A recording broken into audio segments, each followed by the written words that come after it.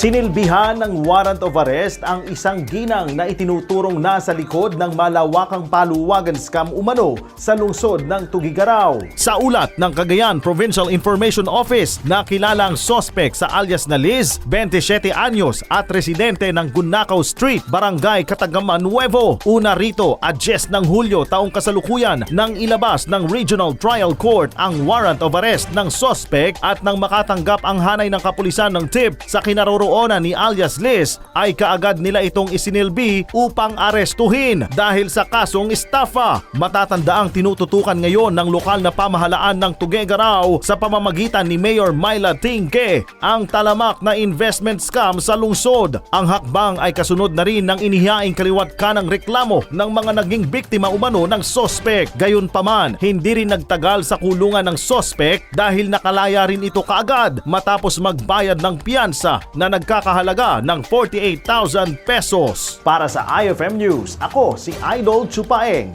Idol!